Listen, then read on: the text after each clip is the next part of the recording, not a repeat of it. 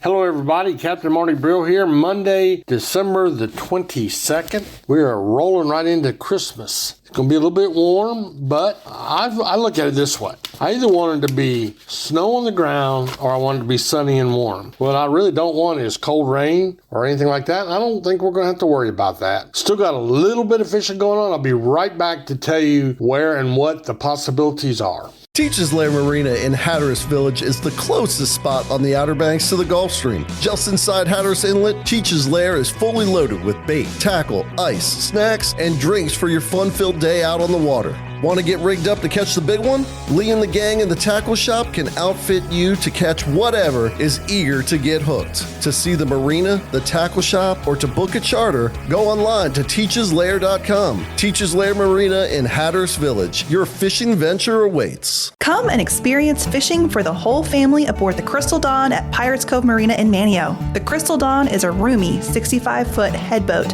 fully equipped with the latest gear to give you the best fishing experience. Worried about getting seasick? Fear not. The Crystal Dawn stays in safer and shallower waters to lessen the likelihood of that happening. Half-day and private fishing trips are available. To find out more, go online to crystaldawnheadboat.com. The Crystal Dawn Headboat out of Pirates Cove. Fishing that is fun for all ages. Now, one of the reasons everything is so minimal in today's fishing report is just the time of year. This is probably the slowest fishing week of the year for a lot of reasons. Seawater temperatures are down in the 50 degrees, low 50s to mid 50s along the beach. So surf fishing is dwindled down to not much of anything. Offshore, the bluefin tuna season has been closed until January the 1st when the new quota opens. So there's not been much effort there. Back in the Sound, as you'll find out later in today's report, there's still a little bit of stuff going on, but mainly the king mackerel bite has been really good all through the fall. But just like it is at Thanksgiving, the king mackerel bite is mostly commercial fishing, and the fish markets struggle around Thanksgiving because of the turkeys and around Christmas because of the hams. And so the meat market, it's not night and day bad, but it does slow down a little bit. Plus, everybody is spending time with their families, and that's the way it should be. You're at the tail end for most of these guys. They really got going, commercial or charter fishing, really got going good by or around Easter. So they've been rolling along, and that's kind of important. Now, they're ready for a break. They're ready to do a little shopping. And I'm going to give you one suggestion at the end of today's program of a last-minute gift idea that might help you out a little bit. But the king mackerel bite going on in Hatteras, Oregon Inlet, Barry Daniels has been so helpful for me. Captain Barry has been giving me reports. He's one of the few captains still fishing, but I really couldn't find anybody that went over the weekend. So I don't have much to report to you there. On the piers, a couple piers are still open, but it's really minimal. I'm talking about a few sharks, a few skates, and every once in a while maybe a puppy drum. And that's about it. The surf fishing report is not any better. And again, it's the time of year. This is normal. But we do have a little bit of a sea mullet bite going on down on Hatteras Island. And we do also have a few puppy drum being caught along with the same sharks and skates that they're catching off the piers.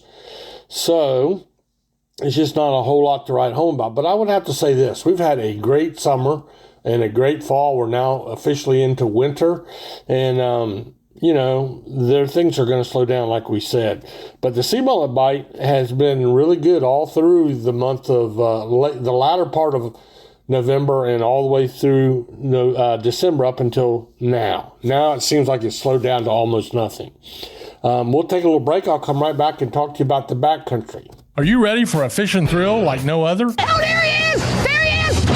Oh, got him up! As seen on Wicked Tuna Outer Banks, the Carolina Girl, captained by majestic Jesse Anderson, is a custom, luxurious 53-foot Jarrett Bay built boat running out of Hatteras Harbor Marina. Let Jesse and her crew give you a fishing experience of a lifetime.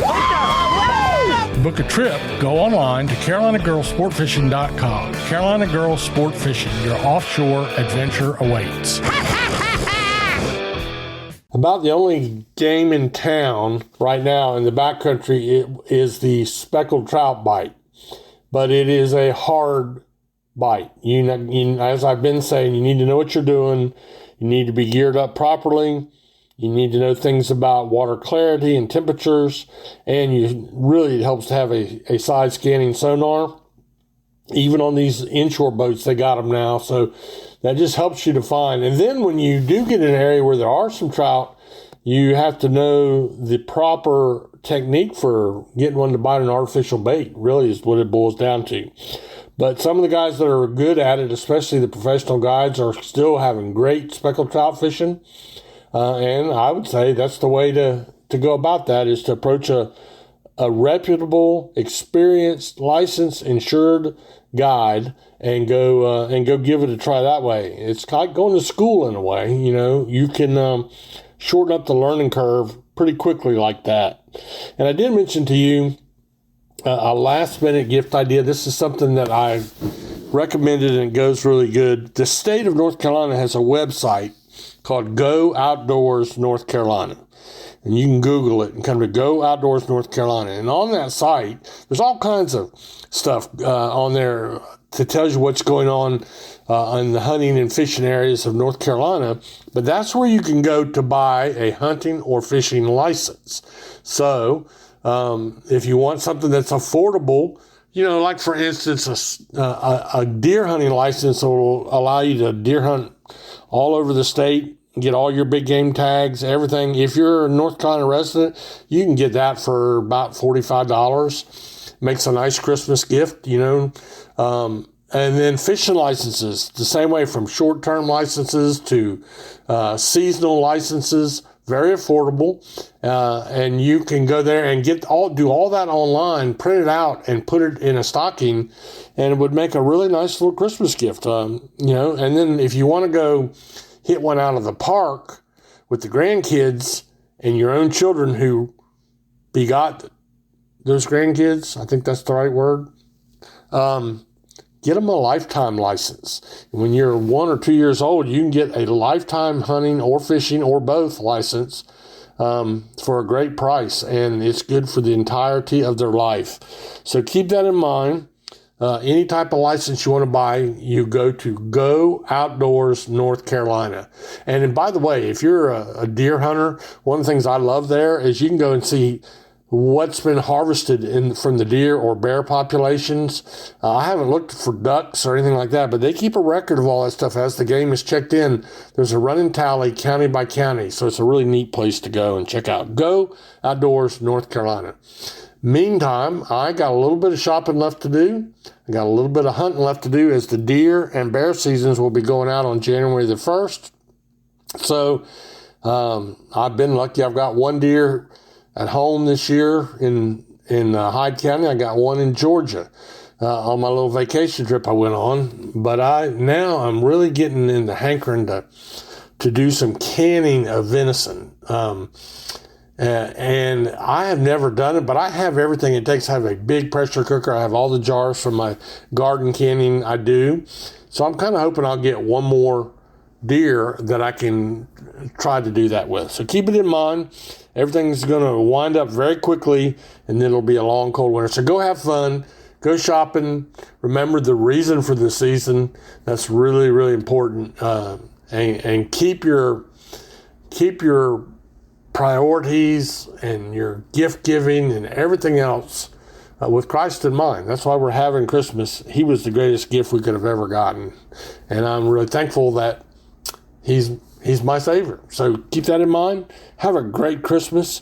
And we'll be keeping you up to date as we roll into Christmas Eve.